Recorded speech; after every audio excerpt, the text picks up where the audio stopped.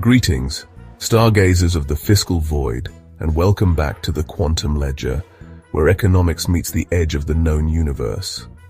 I'm your host, a humble traveler in both timelines and spreadsheets, and today we're unraveling a magical institution that sounds like a Hogwarts house for bankers, the Reserve Bank of Australia.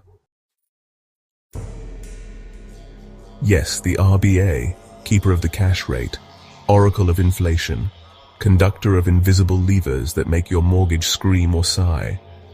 But today, my friends, we're diving deeper than press conferences and polite interest rate announcements. We're peering behind the velvet curtain to ask, who really controls the RBA? On paper, the RBA is independent. It sets the cash rate, the interest rate banks use to lend to each other overnight, to manage inflation and employment. At the top of this tower sits the RBA board, chaired by the governor, currently Michelle Bullock. She and her board, including 6 independent members, the deputy governor and the treasury secretary, make decisions seemingly free of political interference. But wait, who appoints these board members? That would be the Treasurer of Australia, currently Jim Chalmers. And who appoints the Treasurer, the Prime Minister? And who chooses the Prime Minister? Well, we do, right? The people, through elections. But now, dear listener, our quantum compass begins to wobble. Imagine a pyramid, one with the people at the top, influencing leaders who influence economic policy.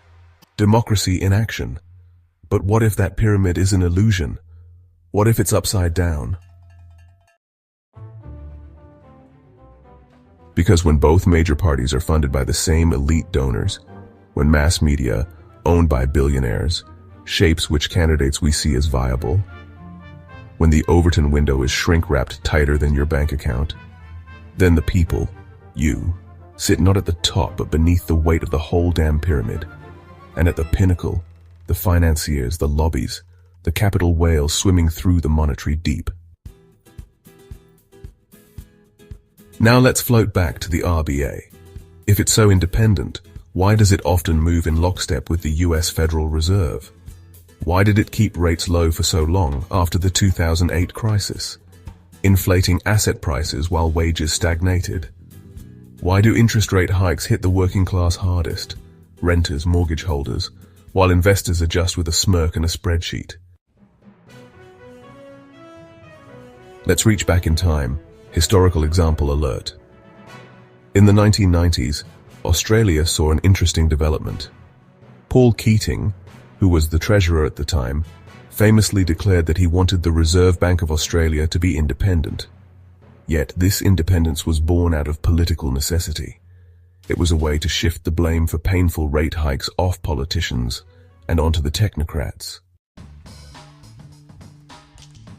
And what about 2020 to 2021? The RBA flooded the economy with cheap money to keep things afloat during COVID.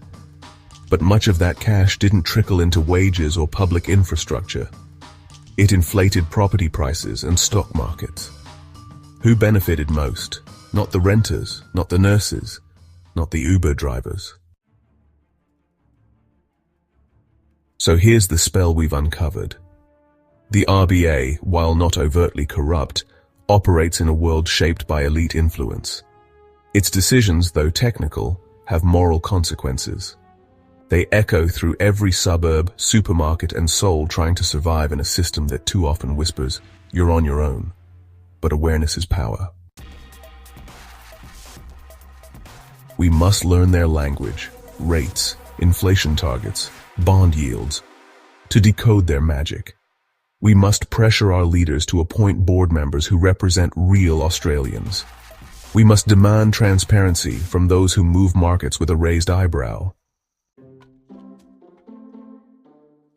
So next time you hear the RBA has raised rates by 25 basis points, you'll know it's not just economic jargon, it's a signal from deep within the pyramid. And now, fellow traveler, you have the lens to see the strings behind the dance. Stay curious, stay wild, and remember, in the spellbook of capitalism, it's the footnotes that hold the truth.